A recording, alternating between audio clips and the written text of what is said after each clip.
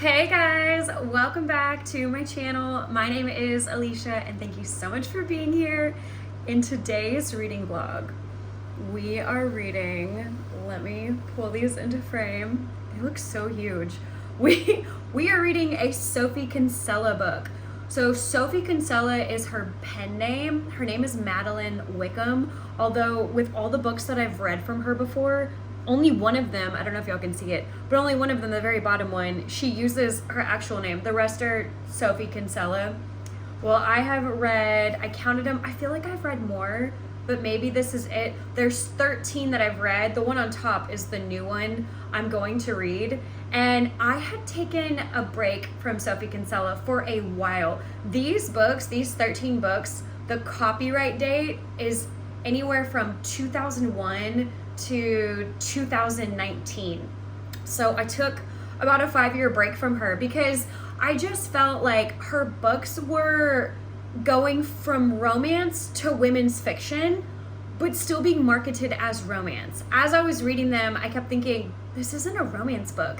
And that was happening quite a bit, at least for me. I thought it was happening quite a bit. So I just sort of took a break from her. But now today, I want to read this one, The Burnout. And it's definitely a women's fiction book, and it's marketed correctly as a women's fiction. But this author, she had me in a chokehold for so long. I know the copyright date on this one, I won't go through all of these, I swear. The copyright date on this one is 2001, and I think I discovered this one in 2005. I graduated high school in 05, in May of 05, and then in August was when I started college. And that's when I discovered this book at Barnes & Noble, and oh my gosh, the Shopaholic series.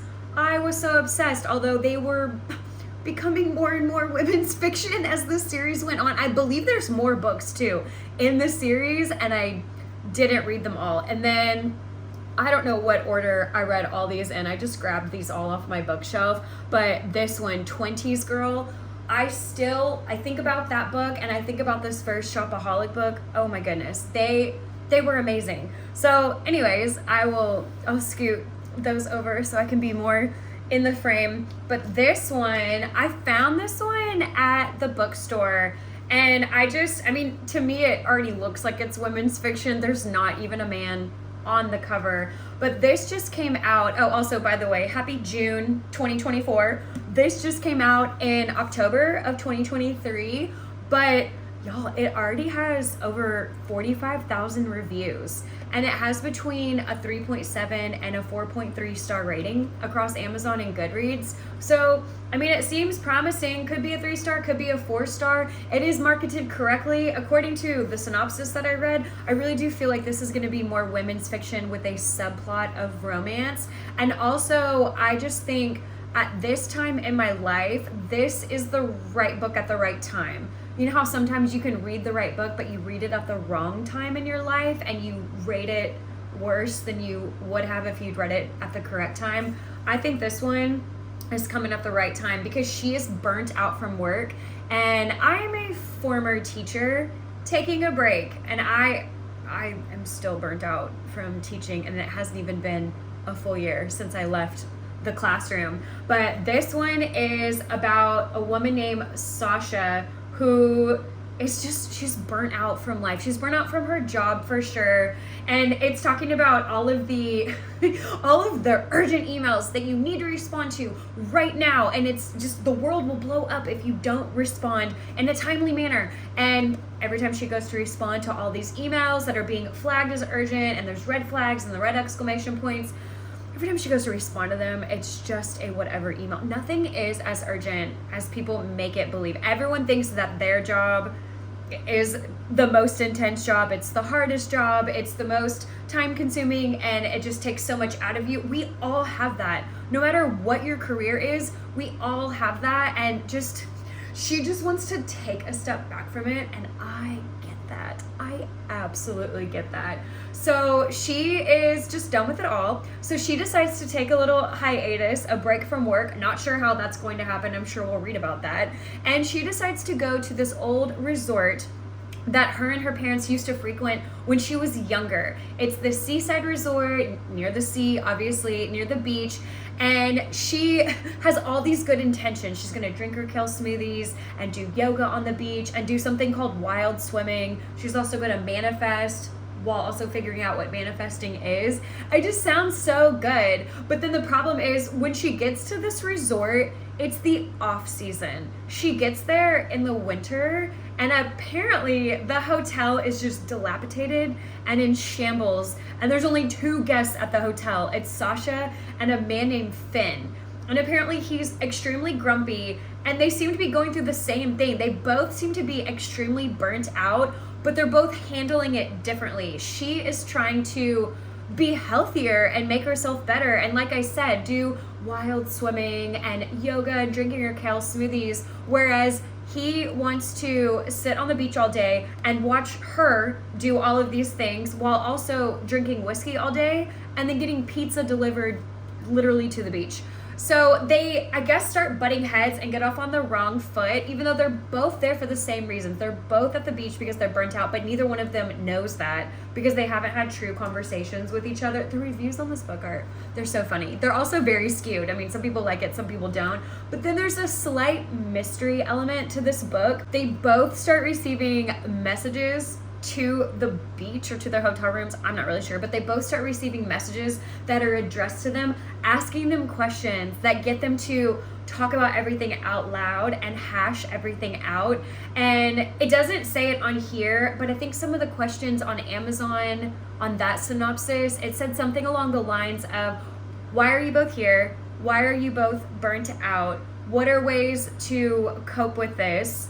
And just how can you, I guess, better yourselves when you get back to your normal everyday life, because you can't be on vacation forever. But I guess in the process of that, it brings them closer together. So there is going to be a subplot of romance, and I'm very excited about that. But at the same time, at the forefront of this is just Sasha getting through her burnout. And I can't wait to start reading this book because I'm so burnt out as a teacher. But anyways, let's just jump in. This is a big book. She is a chunker. She's 416 pages, but let's just see how long it takes me to read this because I just think I'm really going to be into it. It even says right here, she can do anything, just not everything. My cat has decided to join us, meet my boy cat, Audi. He keeps meowing at me while I'm reading, so I keep stopping and giving him some love, and now he's just looking out the window. Okay, so we jumped right in, and Sasha for sure is so overwhelmed. She's overworked, she's tired. There are so many emails in her inbox that she's got to answer, and it is just a lot. Have you ever worked somewhere that had here they call it a corporate joyfulness wellness program?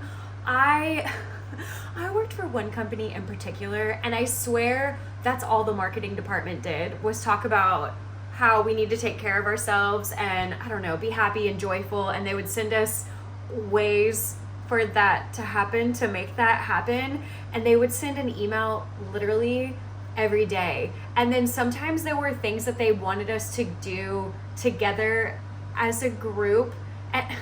And take pictures and send it, so that everyone else could see it in the company. And it just, reading about this, I have been through that. So there is, on top of all the work that Sasha has to do, there's a woman, the wellness officer, has approached Sasha, and the woman is, it's so toxic. And I have been in this environment before. The woman says, Sasha, I'm a little disappointed with your level of engagement in our employee joyfulness program. And and then the woman says, the boss is named Asher. So the woman says, Asher has also noticed your lack of participation, Sasha. As you know, Asher is particularly committed to the joyfulness of employees. Why is this conversation even being had at work? And then Sasha just says, Oh, well, I fully support the joyfulness program. I attended a Zoom lecture yesterday. It was so inspirational.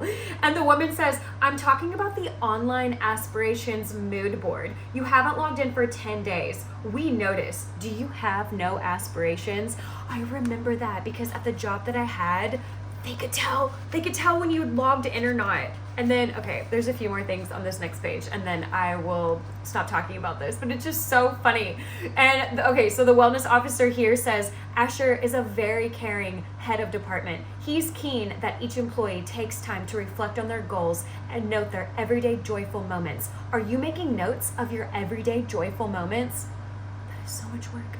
And Sasha, I mean, the way I just reacted, she's dumbstruck. And she's thinking, an everyday joyful moment, what would one of those look like? And she's just thinking that in her head. She's not saying it out loud. And then the woman says again, the officer, this is for your own empowerment, Sasha. We here at work, we care about you, but you have to care about yourself too.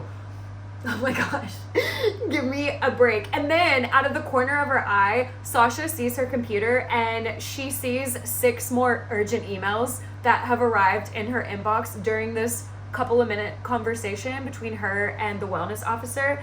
And then Sasha says, actually, what's most bothering me is when are Seamus and Chloe going to be replaced? I asked that on the aspirations board, but no one answered. And the woman says, Sasha, I'm afraid you've rather misunderstood the function of the aspirations mood board. It isn't about technical HR matters. It's for personal goals and dreams. And then I love this part because Sasha says, well, it's my personal goal and dream to have enough colleagues to do the work. We're completely snowed under. I love that. And then it goes on with them getting into it and getting nowhere. And then finally Sasha says, you know what? Thank you so much for this conversation. I feel more empowered. I feel powerful. But yeah, I can see. So we've just jumped right in with her being burnt out and what her job is like, and say hello to my cat. But I'll check in with y'all when I have read some more. I swear I'm not going to read this entire book to y'all, but there are so many valid points in here. She is talking about switching jobs. That is so hard. It is. You cannot just up and change your job. I mean, I guess some people can. I know in teaching you can. Oh my gosh, everywhere is hiring. You could easily quit one district and go to the other. But she says, what do? Do I change jobs? Oh my gosh, that requires so much energy. You have to read recruitment ads and talk to headhunters and decide on a career strategy. You have to dig out your resume and remember what you've achieved and choose outfits for interviews, and then somehow secretly fit those interviews into your working day. You have to sound sparkly and dynamic while a scary panel quizzes you. You have to smile brightly when they keep you waiting for 40 minutes. And then you're simultaneously stressing out about how behind you're getting at your actual job. And then sometimes that's just one job application and they don't even hire you, and then you have to start over again. And then she says to us, the reader, the prospect makes me want to curl up under the duvet, which I believe is what is happening here. So I already like this book so much, and I'm not even through the first 20%. I have to read more to y'all. Okay, so the premise is, because these are, 10 or 15 pages in between, but Sasha is back at work the next day and she's talking to the wellness officer who was telling her that another person has quit, a third person. Remember, Seamus and Chloe quit, and now Sasha and everyone are even more overworked because those 2 people have not been replaced. Well, now a third person named Lena has also quit, and the wellness officer is just saying we all need to pull together and take on Lena's projects. I'm just going to give a few to everyone and we can all do this as a team. And Sasha just loses it. She thinks, no, there's no way, because they still haven't replaced the other 2. There's no way they're going to replace this third person. We're all just going to keep taking on more and more work, and eventually there's only going to be a few of us working in this office, keeping this office together. And Sasha just says, I have to go to the restroom. I'll be right back. And she just leaves. She leaves work in the middle of the day. In between that, yesterday, Sasha had been looking out the window in the office, because their office, it's in a high rise. They're on one of the top floors. And every time she looks down, randomly placed there in London. This takes place in London because the author is British. Randomly there on that street, there's a convent. And she knows it's a convent because nuns are always coming in and out of this place. And she said without having seen them, she wouldn't have noticed it. It just looks like any other building. And so she's standing there, just staring out the window. And she's thinking, as I'm watching, a couple of nuns emerge, talking, and they go and sit on the bench at the bus stop. I mean, look at them. They lead a completely different life to mine. Do nuns have emails? I bet they don't. I bet they're not even allowed to email. They don't have to reply to 103 messages every night after they've gotten off of work. They don't have to apologize to angry people all day. They don't have to fill in online aspiration mood boards. All of their values are different. So then we go into Sasha and the wellness officer, and then Sasha leaving work, and then she's standing outside of her office and she's just staring out at the world thinking, what the heck am I gonna do? I just walked out of work. And then she starts staring at the convent. Sasha is off her rocker. She starts staring at it and she starts thinking, what do nuns do all day anyway? What's the job spec? I bet all they do is pray and knit vests for the poor and go to bed at 6 p.m. They probably have to sing hymns, but I could learn those, couldn't I? And then she just thinks, I bet they live a modest and healthy life, a manageable life. Why didn't I think of this before? Maybe it was all meant to be. She's gonna try and join. She goes, there's a sudden blissful release inside my mind, so intense I almost feel giddy. This is my calling at last. Feeling more serene and purposeful, she marches up to the office door and an elderly nun opens it, and Sasha just looks at her and says, hello, I'd like to join. Oh my gosh, I'm loving this so far. It's so nice just to sit here in front of my window because it's too hot to actually go outside. Welcome to Asia. But anyways, I wanted to check in. I'm now officially 20% into the book. And she does not join the convent, but that's a whole thing. Her job becomes a whole thing. And then she realizes through her mom that she's got holiday pay that she's entitled to. She has vacation pay. So she's still technically working for that company, even though she just kind of walked out. But she's got 3 weeks. 3 weeks of, because their holiday pay just rolls over and she doesn't ever go on holiday, so she has all of this time. And it's also her mom's idea to go back to the hotel or the resort that they used to go to whenever they were younger, Sasha and then her sister and their mom and dad. And so Sasha's thinking, oh my gosh, it's February. What the heck am I gonna do there? And her and her mom are just talking about her just becoming a better person. And there's this 20-step program that she wants to follow, and it involves yoga on the beach, manifesting, calmness. There's a 100 squat challenge, which we have all tried to do. And of course, on the way, on the train, on the way to the resort, there's a grumpy man on the train who's got his surfboard with him, and he kind of yells at a child, and we just know, as the reader, we know that that is Finn, and Sasha is just there, and she's horrified that he's being this way towards a child, but the kid was also just beating on his surfboard. Surfboards are so expensive, and the mom of this child was just laughing, so I don't know, I'm kind of right there with you. That kid needed to learn her lesson. But anyways, she gets to the hotel and it is falling apart. It is horrible, this hotel. And then her beach view room, there's scaffolding across the windows. So she can't even see out to the water because, I mean, everything is under construction. So that's where we are so far on this check-in. And we haven't seen Finn yet at the hotel, but we know as the reader, that was definitely him on the train. Okay, I am leaving to go to dinner with one of my girlfriends, but I wanted to show you my girl cat. Actually, I don't even know if you can see her. This is Minnie Cooper. She's so cute. So I have a girl cat named Minnie Cooper and a boy cat named Audi. But I'm leaving right now to walk to the train station. Outfit check. I don't even know if you can see that. We're just getting dinner at this, is it called an izakaya? It's almost like the meat on a stick, And then we're gonna have some chuhais, which is Japan's version of, actually, I don't even know what it's their version of. I would have to Google chuhai and see, but it is considered not beer. That didn't even make sense. It's not considered beer because I know there's a place I went to and they don't have a bartender during the week. They only serve wine or beer. And I asked for a chuhai and they said that didn't count. I could only get that on the weekend, but that's what we're doing tonight. I'm so excited. So I'm not sure if I'm going to come back and read some more before bed, because if I get back late, I'm just going to bed. But I will check in with y'all when I can. All right, bye. Can you see my cats? Dinner was so good. I'm home now.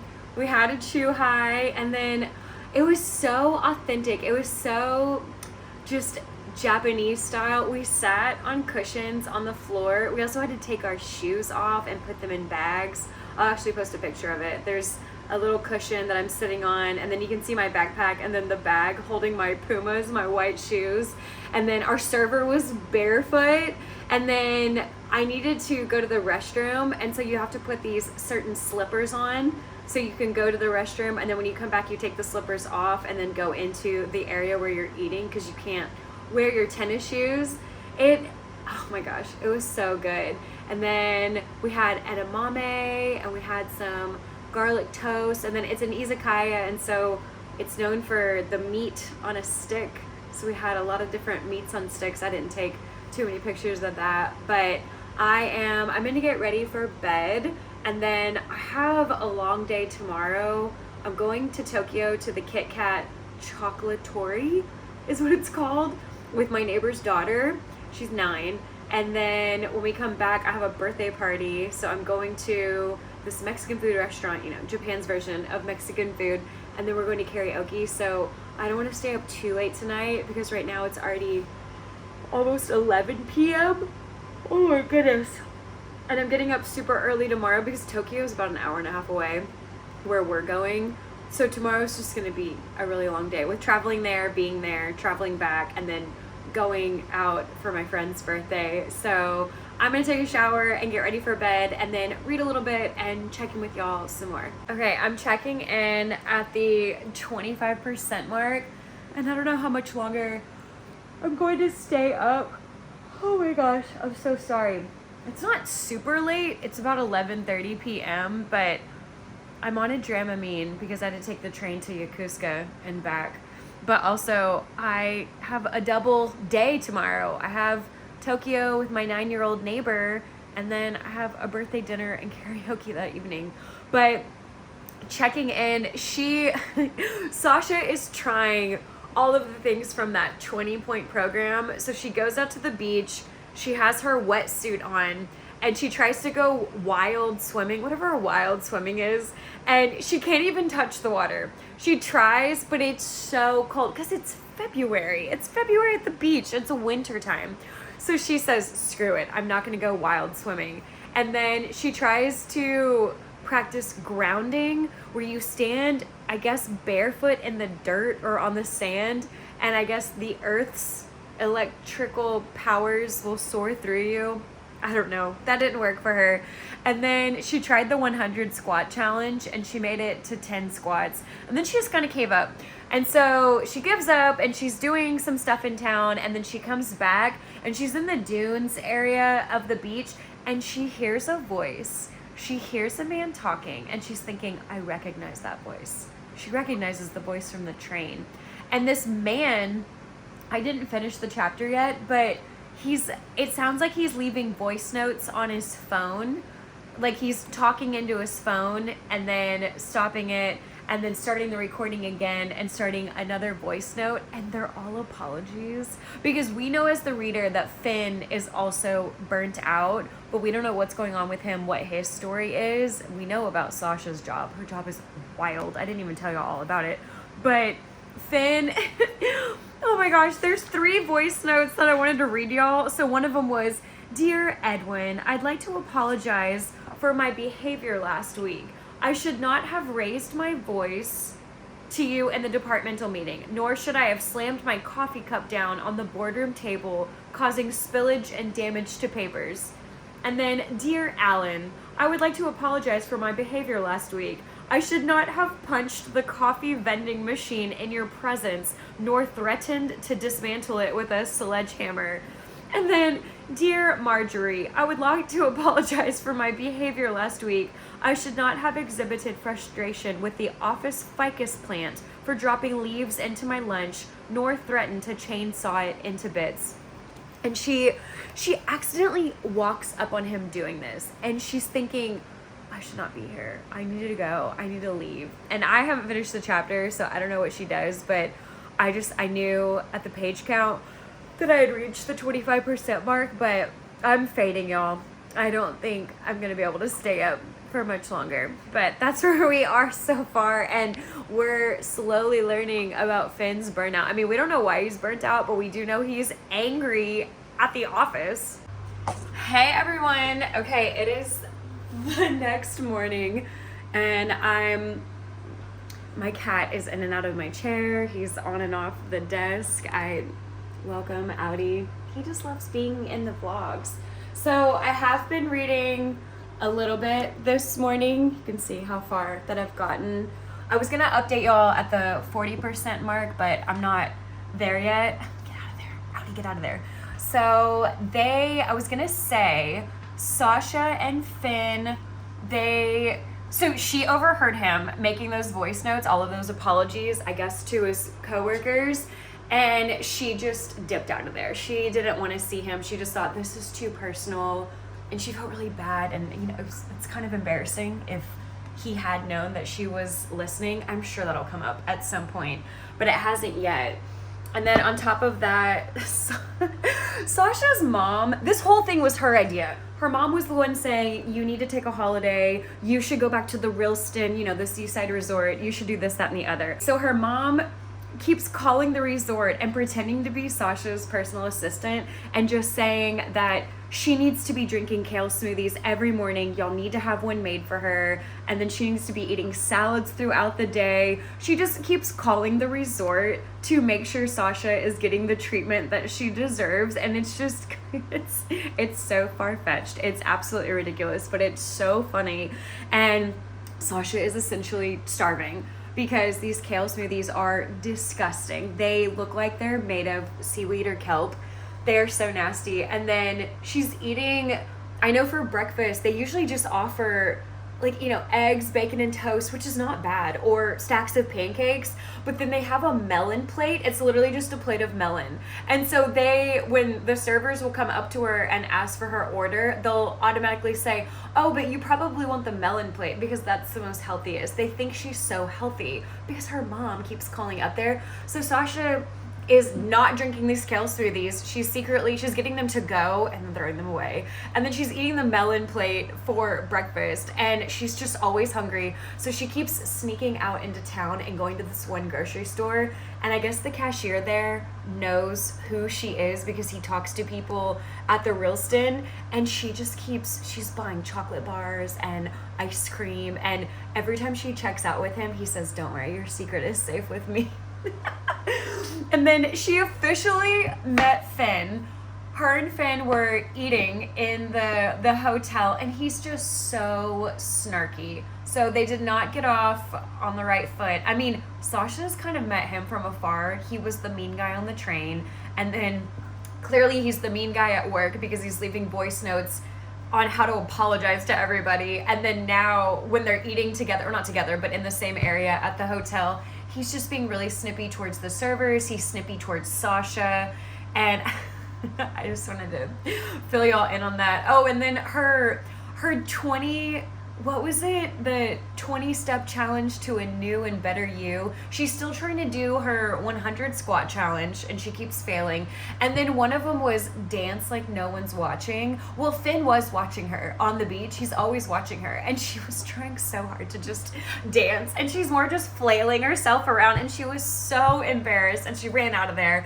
And then there was another time they ran into each other at the beach, and he made a comment about what she's been eating because she's been eating so healthy, and he gets pizza delivered to the beach and he opens it and picks up a slice and says, "Did you want some?" "Oh, you probably don't."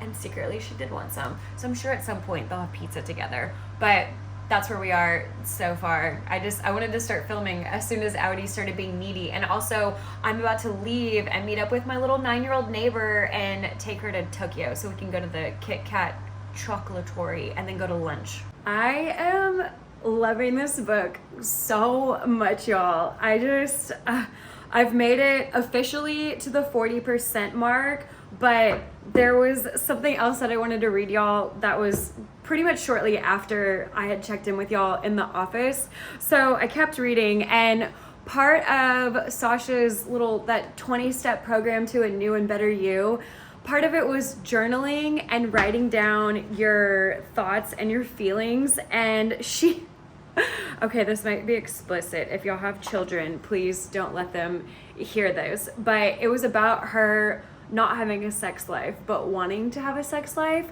So she writes down, it's very personal. And then, I don't know, she rips it out and puts it in her pocket. And I guess she's just gonna keep it on her to be part of her manifesting. And then it, of course, gets out of her pocket. It blows away in the wind on the beach. And who picks it up?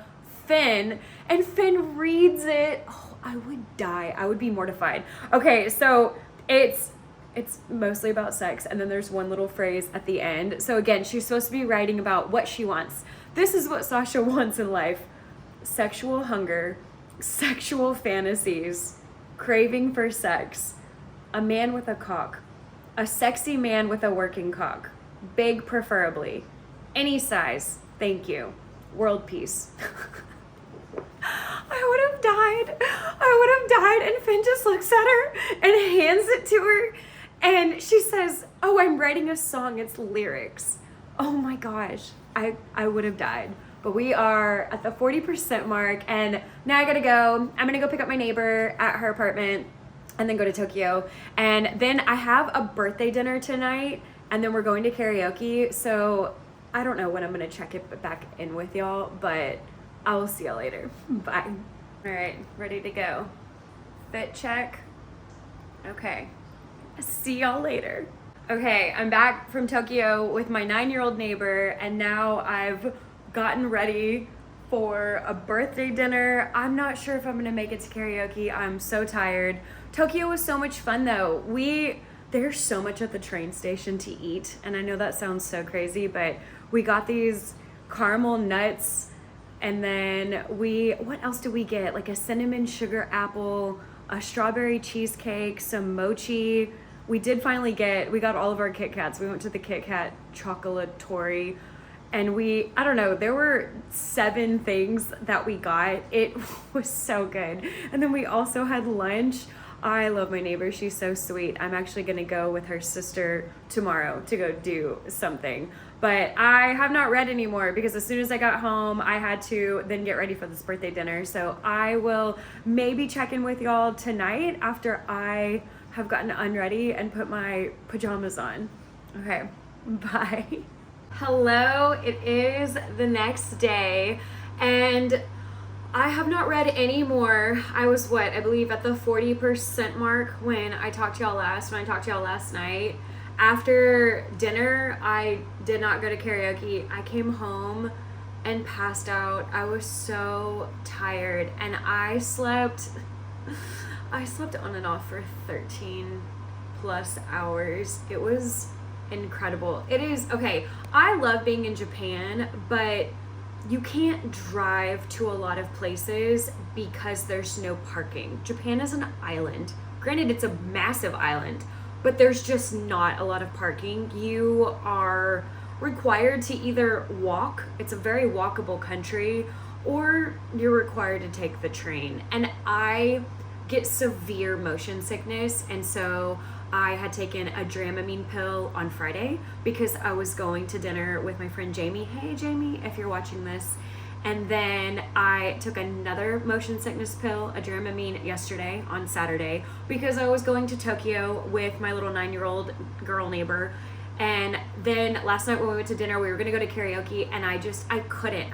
Being on Dramamine, on a motion sickness pill, makes you so tired. So you take it so that you can handle the motion of the train, but you are fighting sleep the whole time, and it just kind of sucks. And then today I was gonna hang out with the 9-year-old neighbor. She has a little sister that's 7. I was gonna hang out with her today and have to take another Dramamine, and it starts to make me cranky if I'm on that motion sickness pill for too many days in a row, because I'm so tired. I'm just fighting sleep, and all day long I'm exhausted, and then I go to bed and it's like I still don't get enough rest because I'm essentially on a sleeping pill and forcing myself to stay awake during the day. So then when I do get home and take, you know, an 8-hour, I was gonna say a nap, when I do get home and finally get to go to bed and sleep for 8+ hours, I'm still not rested.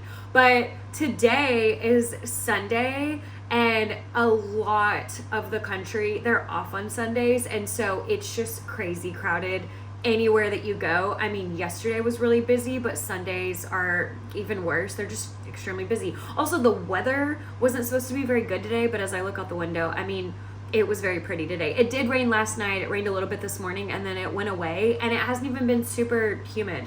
So that was part of the reason why I wasn't going to hang out with the little 7-year-old girl, was because of the weather, but more so because of the traffic. Everywhere would just be so many people out in public, out and about. So I'm going to see her either tomorrow or Tuesday. It's the summer, so she's out of school. But I have just been relaxing all day. It is later in the day. It's close to 5 p.m. right now, but I would like to finish this book today. So just come along with me as I read it and check in with y'all. Also, I forgot to mention in my check-in that when I had reached the 40% mark, or by the time I had reached this mark, Sasha and Finn had received their first message at the beach. And I don't want to say anything else, but yeah, there is a little bit of I don't want to say it's a paranormal element, but there's a little bit of a mystery going on, because according to the synopsis, curious messages start appearing on the beach, and it makes Sasha and Finn start talking. So they have received their first one by the 40% mark. Okay, I've just sat here reading while the sun is going down. I'm kind of turned away from the window because I need the light from my lamp, and I reached the 50% mark, and I love this book. I love it so much. It really is the right book at the right time. I don't know if everyone is going to feel the way that I do about this book, and it's so sweet. And there's a man in it that used to teach surf lessons to Sasha and Finn, because we have found out that Finn also used to frequent this resort whenever they were younger. And I don't want to cry. It's just it hits so close to home. Just this man, and it doesn't say that he has dementia, but I'm pretty sure that he does. He reminds me a lot of my papa, who has dementia, and who was just gone on hospice a couple of days ago. And I haven't told anybody that. I haven't told my husband, I haven't told my friends. I mean, my husband is deployed, so I don't want to worry him while he's away, but I haven't told any of my friends. And just reading about him, it's like talking to my papa. Is how this guy was just confused and in a different time. And he thinks he's talking to his wife, but his wife passed away 3 years ago, and my granny also passed away a couple of years ago. And it just, this book is so good. But again, it's hitting me because it's so similar to what's happening in my life right now. So again, I don't know if y'all are gonna read it and then just think, oh, this is just a 3-star book. I was kind of bored. It was just a lot of characters and not a lot of plot. It's definitely reading like a literary fiction, not even like a women's fiction, but a literary fiction. But I just wanted to check in because I reached the 50% mark, and I was gonna go make dinner, but I'm not even hungry now. I might just keep sitting here and reading. Also, Sasha and Finn have received a second message on the beach, so that's been fun. This little mystery that's going on, I'm pretty sure it's a mystery that'll be solved by the end of the book. I don't think it's any sort of magical realism that's in this book, but this book is really good. But it is very much just character development and not a lot of plot. It's definitely reading like a literary fiction, but it's so good right now. It is currently at the 50% mark. It's a 5-star book, and really from the start of the book to right now, it has been 5 stars this entire time, but we'll see. I've got the other half of the book to go, and I really just want to stay up tonight and finish it. I'm laying here with Audi. So Minnie was here for a majority of my reading as I look over at her. And then Audi came over. He's such a bully sometimes. And so now Audi's on me, but I made it to the 60% mark. This book is so good. It's just, I don't even want to say it's just a feel-good, heartfelt, emotional book. It's not like that. It's I don't know. I can't explain it. It's such a good book, and it's really at the right time for me. I mean, your job is not everything. Your life doesn't have to be your job. Don't make it that way. Please go out and live your life. Go out and do things that you're afraid to do. Just go out and live. Sasha and Finn, they even start surfing. Oh my gosh. And it's February, so it's freezing. They're in their wetsuits, but they go surfing, and she hasn't surfed in over a decade. He hasn't surfed in 2 years. And it just, oh my gosh, I loved that. And then we know, because the whole book is from Sasha's perspective, we know what's going on with her. We know why she's burnt out. But with Finn, 60% in, we still don't know the whole story. I mean, all we know is all the things that he did to kind of piss off his colleagues, all the bad things that he did when he sort of lost his mind at work. But we don't know why, though. We don't know what happened. And he even tried to tell Sasha his job's not as bad as hers was, and that his job actually isn't even bad. There's more to it. But we as the reader still don't know. Sasha still doesn't know. And then they're still receiving messages on the beach. And every message comes with a little gift. A champagne bottle, a bouquet of flowers. It's really cute. But they still are like, what are these messages for? What are these gifts for? Why is this happening? This book it's so cute. I really like it. And I'm trying to think if there's anything else at the 60% mark that I can tell y'all. Obviously we know there's a subplot of romance in this book that is on the back, on the summary or the synopsis. So Sasha, she has realized that she likes Finn, but we don't know how Finn feels. He hasn't, made any sort of move towards her. But in her mind, she's just having so many fantasies about him, and she just keeps thinking, I did it, I got my libido back. Because remember, she had sworn off sex, and she even wrote that letter when she was manifesting that she just wants to want sex again, and she just wants a man with a big COCK. I know I read that to y'all, but she's just, now she's infatuated with Finn and just thinking, how can I get my platonic guy friend to like me? I love this book. So at the 60% mark, we're still at a 5-star book, but I'm going to keep reading it. I really should make dinner. I want to say it's after 7:30 p.m. As I look into my kitchen, there's no clock over there, but I don't know. I made some hot tea that I have yet to drink, but I'm just gonna sit here and keep reading. So I'm making dinner while Minnie Cooper meows at me. I just fed them, I swear. I'm making pancakes. There's a stack and there's a stack. Or a pancake and a pancake. What, baby? I swear, I just fed you and you ate it all. You did so good. I'll give you some treats in a second. Okay, baby. Okay.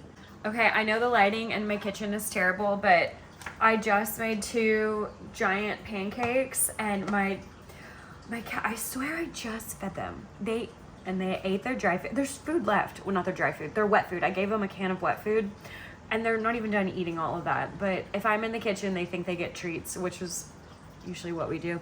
But just a reminder, and I just realized it. Actually, it wasn't even me that realized it. It was my husband. He's deployed, but we can message here and there. And he just said, oh my gosh, is it Father's Day? It is. It's Sunday night. It's definitely Father's Day. But I'm in Japan. He is, I can't tell you. He's places. But I'm in Japan right now. So we're basically a day ahead. So in Texas, it is just now Sunday morning. It's 7 o'clock in the morning in Texas, even though it's 9 p.m. here on Sunday night. But if you've got a dad or any father figures, and if you have brothers, cousins, anyone that is a father, text them or call them. I'm about to text my father-in-law and text my dad because we're just not the type to talk on the phone, you know? So here's your reminder. I can't believe I forgot that. And it's funny because today's Father's Day, but today is also one of my best friend's birthdays. She lives in Arizona, and I texted her this morning and told her happy birthday. How did I forget that it's Father's Day? Anyways, I'm gonna eat and continue reading. Bye. Well, Minnie is here, which is totally fine. But then my reading spot has been taken. I might just go back to reading in the office because it's actually really comfortable in there. And especially at night, I mean, this lamp is okay, but in the office, the lamp can be right on me. I reached the 75% mark, and it's still so good. The book kind of became a mystery. I mean, it was already a mystery because of the messages and the little gifts that are at the beach. And then there's also some mystery around another couple that is now at the hotel. That was really interesting. I liked reading about them. And then Finn and Sasha got together. It's closed door, if y'all want to know. And it was one scene, but barely. I mean, they're just kissing and they take off each other's clothes, and then it ends. The chapter ends. So very, very fade to black. So that's good. If that's what y'all want. It's kind of what I wanted. This is definitely, I'm back to thinking this is a women's fiction book, but we're following a couple of characters, more than just Sasha and Finn. We are also still trying to figure out what's going on with Finn, what the story is behind his burnout and some of his anger. And it's just, she's hooked up with him and still doesn't even have that answer. So, okay, Sasha, we could be a little bit smarter, girlfriend, but it's fine. And then I'm trying to think what else I can tell y'all. I know the hotel staff, oh my gosh, they find out that they've hooked up and everyone keeps going in their room. So Finn and Sasha, they hook up. They're in Finn's hotel room because they both, have their own room. And Finn orders in room service. He orders coffee that morning. Well, one of the guys that works at the hotel comes to deliver the coffee and just cannot get over the fact that Finn is in bed with Sasha, that Sasha is in Finn's room in the morning while Finn is, having that coffee delivered. So then I guess that server guy, he leaves the room and you can hear him talking to someone out in the hall saying, no, they're a couple. I'm telling you, they're a couple. They have coupled. And then the receptionist girl knocks on the door and says, hey, Finn, are you in here? Are you discreet? I just wanted to check that.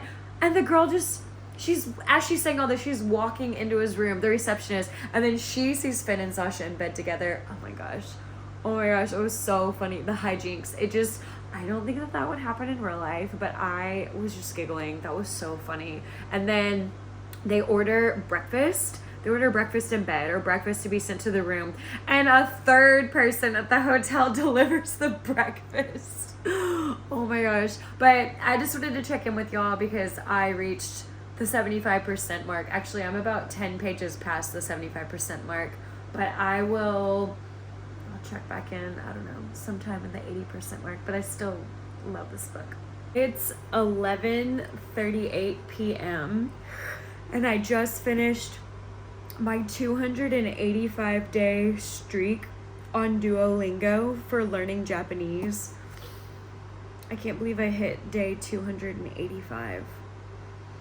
We've been in Japan since November of 2023, and I started doing Duolingo, I don't know, August, September, sometime before we left. Learning Japanese is so hard. It's so hard. If y'all have any tips and tricks, I have friends that one is incredible at Japanese, and then that one has a wife. Love her. She's, oh my gosh, her Japanese is amazing. It's so hard, and I'm just not always motivated. Okay, I'm gonna go back to reading. I had to do Duolingo before midnight, or I lose my streak. It goes back to 0 days. So 285 days in a row. Yay. I'm at the 80% mark, and some things have happened with Sasha's job that I'm loving. And then the man that used to own the surf shack, the one that I'm pretty sure has dementia without it saying that he has dementia, he's giving them a surf lesson right now, even though they've been surfing. But he's giving them a surf lesson right now, and it's so sweet. But yeah, I'm at the 80% mark. I think I have, like 100 pages to go. I don't know, but I want to finish this book tonight because I just love it. It's so sweet. I'm giving this book 5 stars, and I can't believe I'm saying that.